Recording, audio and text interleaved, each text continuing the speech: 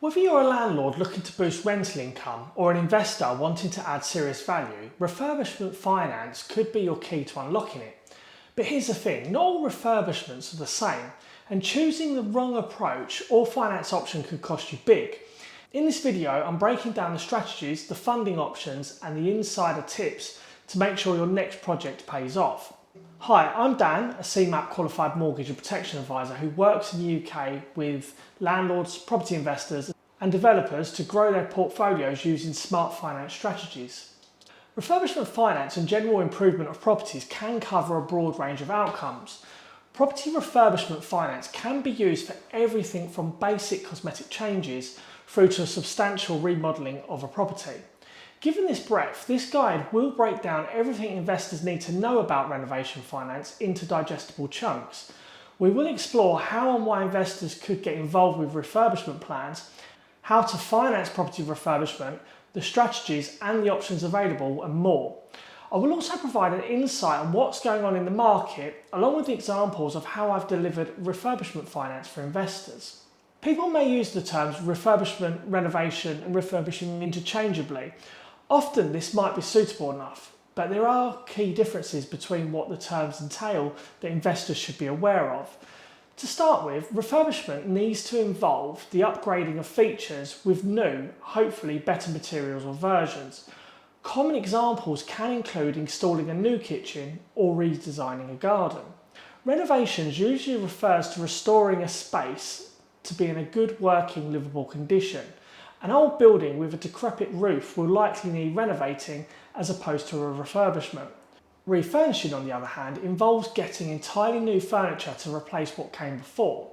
A landlord can simply get rid of the old couches and purchase new ones to spruce up the space.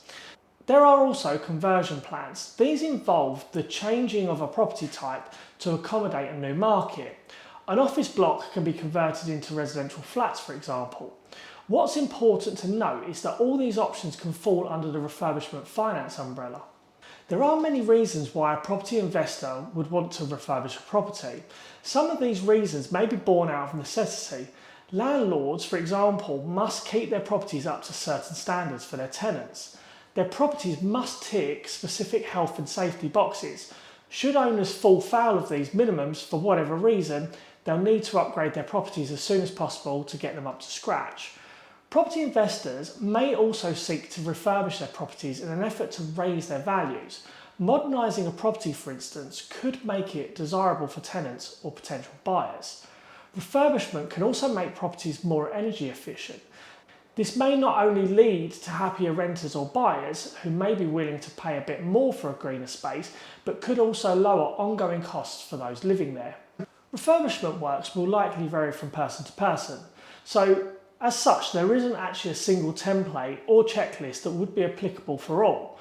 A landlord aiming to install new kitchen tiles will have a very different priority to an investor planning a major conversion project. But there are a few basic elements that could be incorporated into any refurbishment project. From the outset, investors should map out their options. They should have a clear understanding of what changes are possible and how the individual tasks should be organised. From here, they could then focus on timeframes, exploring how long the project will take and when they could expect a return on their investment. Once a realistic schedule is at least outlined, they could then think about how to finance the property refurbishment. Will they require a specialist finance in the short term, and how will they secure long-term funding? Generally, for house renovations, it can take several weeks to complete the most common projects. This includes kitchen renovations, bathroom renovations, loft conversions and extensions.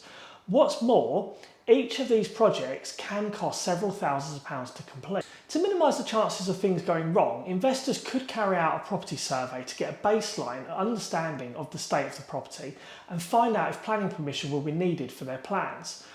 From here, they could then seek the expertise of and get initial quotes from designers, architects, builders and others to get the ball rolling. These professionals will be able to provide estimations of costs involved and will allow investors to decide whether they will want to manage the project themselves or utilise a project manager. A schedule of work should be created and then tradespeople could be hired to get the work underway. There are many trade bodies for websites that can help find the right people for the job at hand. This includes the Federation of Master Builders, the Association of Plumbing and Heating Contractors, or even checkertrade.com, who do not sponsor this video. Preferences for home improvement plans will also vary greatly. Nevertheless, certain upgrades tend to be especially popular among the UK population. The top 10 home improvements made among property investors and landlords between 2017 and 2020, according to a study, were new bathrooms, new kitchen, central heating, a new central heating boiler, replacing windows, landscaping, new roof or roof repair, new heating insulation, adding or replacing a driveway, and then adding or renovating outbuildings. As you can see, new kitchens, bathrooms and double glazing proved to be quite popular. Going green has also had a priority for many in the property market in recent years, with eco-conscious upgrades potentially adding several thousands of pounds to a property's value. Some of the most value-adding green improvements include installing solar panels, triple glazed windows and cavity wall insulation. The improvement can potentially increase the value of the property and contribute to the ongoing annual energy bill savings, which can also stretch into the thousands. If investors primarily focus on adding value to the property with refurbishments and/or renovations, a few key options tend to see the best results. Loft and basement conversions could add up to 20% of the property's value, while incorporating an open plan living space may add up to 15%. Meanwhile, in certain parts of London, creating a basement under a property may even double its value. What's important to remember though is that all of this is contingent. The outcomes of any refurbishment plan will depend on an investor's budget, costs, circumstances and more.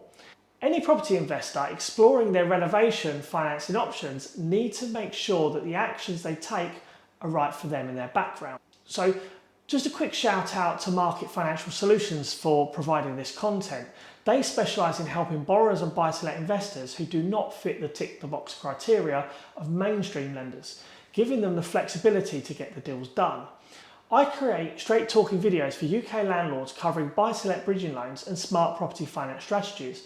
If you're serious about growing your portfolio, YouTube's picked a video out for you here. Give that one a watch next. Thank you very much for watching and I'll see you next week.